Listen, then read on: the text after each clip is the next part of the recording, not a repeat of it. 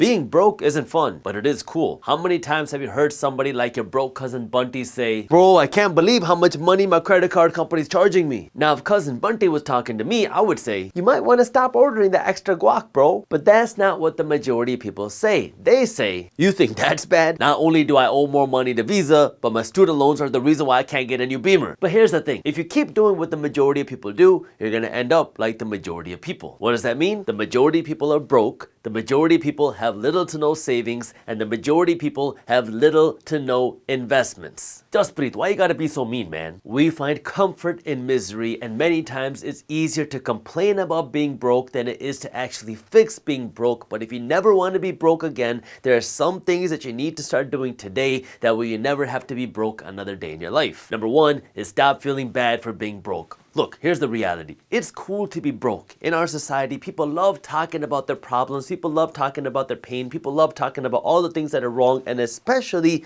they love talking about how broke they are, how they can't make any money, how they struggle becoming successful, and how rich people are evil. But if you want to become successful, if you don't want to be broke anymore, you got to stop talking like a broke person. It is very hard to become rich, but it's also very hard to be broke. So you got to pick your heart. And if you decide that you want to become successful, well, now you're going to have to start changing your lifestyle. You're going to have to change the way you act, which means you might also lose some friends because people are going to think you're crazy for wanting to do things that they think are normal. What do you mean you don't want to go on that vacation anymore? I got more debt than you and you make more money than I do. You will have to say no to some of the things that make you look cool today. That way you can actually be rich tomorrow. And most people are not going to understand why you're saying no to the vacation, why you're saying no to eating out, why you're saying no to a new car. These are things that you were always doing. Everybody always goes out and buys a new car. They finance it. Everybody knows how to go out and have a good time. Everybody knows how to go to Cancun and have a good vacation. Your focus should not be how do I look cool. Your focus should be how can I become wealthy. Number two is stop hating on what you want. Growing up, I always had this love-hate relationship with money. I always wanted money. That way I could take care of my parents. That way my parents didn't have to work as much because my parents were fresh immigrants from a state in India called Punjab. So I saw them work their butts off 7 days a week. So I wanted money. That way I could take care of them. That way they didn't have to work as hard. That way we could have nicer things. Not that we were broke or poor or anything, but I just wanted to be able to give back to my parents. Secondly, I was always told not to worry about money. Don't talk about money. Money's bad. Money's taboo. And the people who have lots of money, well, they probably did something bad or evil. When in reality, if you want to become financially successful, it's not that you have to be a bad person. You just have to understand how money works. And so when you grow up with this whole idea of hating people who have money, how do you expect to have money yourself? And this is one of those things that never really clicked until I started to see the other side. But if you want to become financially successful, you can't hate on the person who has money. Instead, you got to ask, how did they do it? What did they do to achieve that money? And then do it for yourself. Number three, you got to stop talking like a broke person. There are 3 phrases that I need you to stop saying today because these 3 things that so many people are saying are keeping you broke. Number 1 is never say that I can't afford it again. Instead, I want you to say, how can I afford it? Number 2, I never want you to say, it must be nice to be able to afford those types of things. Again, instead ask, I wonder how I can be able to afford these things. And number 3, never say that I will never be rich. Instead say, what do I got to do to be rich? I learned this particular lesson from Robert Kiyosaki, who's the author of Rich Dad, Poor Dad, because he talked about in his book how the words that you speak influence the way you think, and then the way you think is going to influence what you do. Because now if you tell yourself that I can't afford something, your brain shuts off. Your brain says, yeah, I can't afford to have nice things, so I don't have to think, how can I afford the nice things? But if you change the way you speak, it's going to change the way you think. If now you say, I wonder how I can afford it myself, now your brain stays on. And now you start thinking, what do I need to do to afford this $10,000 trip? How do I actually get this $10,000? And now you're going to change your actions. Maybe you start watching YouTube videos on how to earn more money. Maybe you start reading books on how to earn more money. Maybe you take a class on how to earn more money. Maybe you try to start a side hustle. Maybe you start a business. Maybe you work harder at your job. And now you're actually putting things into action on how to achieve that thing because you didn't shut your brain off. Broke people have a specific way of speaking because they're always turning themselves off. They're always talking about how they can't achieve something, and they're always talking about why they're not capable capable of doing something themselves. But, like Steve Jobs said, those who are crazy enough to believe they can are the ones that do. And the reason why is because if you believe you can do something, you're going to put in the work to figure out how you can do it. So if you want to stop being broke, you got to stop talking like broke people. Number 4, you have to create a financial system with your money. This is how financial planning looks in the majority of households in America. You go to work and you get paid, you make money. Then the next thing that you do is you pay taxes, and then you spend money, and then you wonder where all your money went. This is why so many people are broke, because they have no plan on what to do with their money. But what every single wealthy person does is they have a plan for their money before they earn it. That way every dollar that they earn has a job. So it looks something like this. You make money, and if you do it correctly, you can pay way less money in taxes. So we'll put taxes here, but we'll put less taxes. And then they create a system where now before you go out and spend money, you're first investing money. Because this is how wealthy people become wealthy. They own assets. Assets are things that you buy for the sole purpose of making money. So you make money, then you buy this thing, which makes you even more money. And then they might save a little bit of money. Now, wealthy people aren't saving all of their money because their savings are losing value to inflation every single day. However, you want to have some savings to protect you against an emergency, because in case you lose your job, in case something bad happens, you want to make sure you have some cash to fall back on, because you never want to go into credit card debt.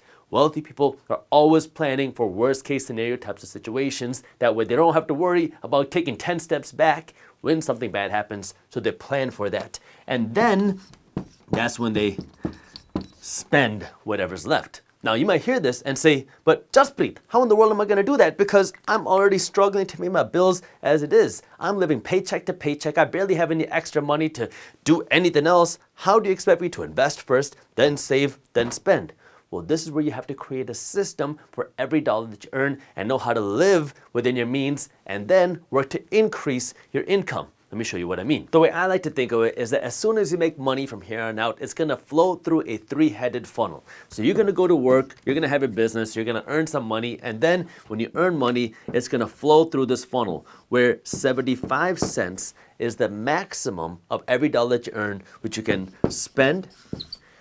15 cents is the minimum you invest, and 10 cents is the minimum that you save. This is a 75, 15, 10 plan. You can rearrange this based off of your own financial situation, but this is where you want to be ideally, where you're investing a minimum of 15 cents of every dollar that you earn. Now, if you can invest more, even better, because this is where the real wealth is built, because now your investments will be paying you without you having to work. This money that you're working to earn, when you go to work, when you run your business, when you're working to get paid, well, there's always a limit to how much you can earn. Now, sure, you can build a business that's scalable. However, there's a limit to how much you can work. And you always want to make sure you have some assets that will pay you without you working. So if you're building a business, you want to make sure that you can build a business that doesn't need you in there. You want to see how you can scale the business, that way you can hire somebody to run the company. But if you're working a job, well, if you don't go to work, you're not getting paid. So you have to create a system where you can get paid without you working. People talk about how to get paid while you sleep. This is what it's all about. You have to own these assets. Now, you can pay tens of thousands of dollars to learn how to do this, to understand the nitty-gritty, but at its very core, the reality, if you want to become successful, you have to spend less than what you earn, then you have to invest the difference. Where do you invest it? Well, you can put this money in the stock market. You can use this to buy rental properties, real estate. You can use this money to go invest in other businesses. You can invest in startups. You can buy a franchise. There are so many different options of the ways that you can invest your money. Some of them are going to be way riskier than others. But the whole idea here is you're going to put your money to work. That way you can earn more money. Now, when you are investing your money, one of the things that can help you make smarter decisions is being aware of what's happening in the financial markets. And this is where you want to be educated about what's happening in the world financially. And if you're looking for an easy way to do that, well, I created a tool called Market Briefs. It's completely free. And the way the Market Briefs works is it's a daily newsletter where every day my team is working to break down what's happening in things like the economy, the stock market, the real estate market, crypto, and the global economy into a fun, witty and easy to read email, even if you don't have a financial background. Not only are you going to understand what's happening in the financial markets, but you're actually going to look forward to reading market briefs every morning because we make it so much fun and we make it so engaging. So if you haven't joined market briefs yet, I'll put the link to how you can join market briefs for free down in the description below. You also want to save your money strategically, because if you grew up like me, where my parents always told me that I need to work hard to earn a big salary. Why? So I could save a lot of money. I didn't grow up learning about investing. I never knew what the term investing was. I never heard about passive income or dividends. These were things I had to learn on my own because I didn't grow up with any sort of financial education. But my parents did stress the idea of saving, which made it very easy for me to live below my means. But saving your money just to save it is not a plan to become wealthy, because you can never save your way to wealth. Wealthy people become wealthy by investing their money. They don't become wealthy by saving their money. Your savings are not there to make you wealthy, but your savings are there to protect you against a financial emergency. So this is where you want to save strategically. You want to save somewhere between 3 to 12 months worth of your expenses. So figure out how much your monthly expenses are, multiply it by 3, and then multiply it by 12. And that's the range of cash that you want to have saved in a bank account that's easy to access. So in case you lose your job, in case something happens to your income, you have cash to fall back on and you won't have to worry about going into debt to continue feeding your family. It is your duty to make sure that you can take care of yourself, your family, and your community. And this is where I don't want you to blame other people. Don't blame your boss. Don't blame the government. Don't blame other people. You want to be the one that's in charge because you want to be held responsible, because you can take better care of yourself and your family and your community than anybody else can. So this is why it's important for you to take care of yourself, and that includes financially. So create some savings, but don't just save all of your money. Now, once you hit your savings goal, what you can do with the extra cash is now put this money into your investments. This is where things really get fun, because again, your investments are there to make you more money. So now you're working a job to earn money, and then your investments are making you more money, and then you have more money going towards your investments, which make you more money. So now you're making money from your job, and your investments are also making you more money, which are working to make you more money. So it starts to create this positive cycle, and it doesn't happen overnight. It doesn't happen in 6 months. But if you stick with this, well, in 5 years, 7 years, 10 years, you start to build this machine where all of a sudden you were working hard to put a little bit of cash aside and you saw no returns for the first few years, but now you're starting to see the big paydays. You're starting to see the bigger returns. You're starting to see the bigger dividends because of all the years that you put in. But it requires you to get started, and it requires you to stay consistent. And the fifth thing that you gotta do now is you gotta start earning more money. This is the final piece of the financial puzzle, where now you built the system. You have the right mindset. You understand how to not think and talk like a broke person. But now, what do you want to do? Well, you have the system, but now you got to fuel the system. How can you get more dollars flowing through here? Yeah, you can invest more money, but how are you going to get more cash to invest even more aggressively to get you to your financial goals sooner? You're going to have to earn more money, because if you earn more money, now you're going to have more money going here. If you earn more money, what would happen? Well, for the majority of people, you would see a rise in your expenses. When the majority of people earn more money, they buy a nicer car, they buy a bigger home, they buy a boat, they go on a vacation, they spend money on dumb things. Now, there's nothing wrong with having nice things. Let me just put this out there. I want you to have all the nice things. I want you to have the luxury car. I want you to have the nice vacations. I want you to be able to eat out. I want you to have all the nice, expensive luxury things. But I want you to be able to afford it first.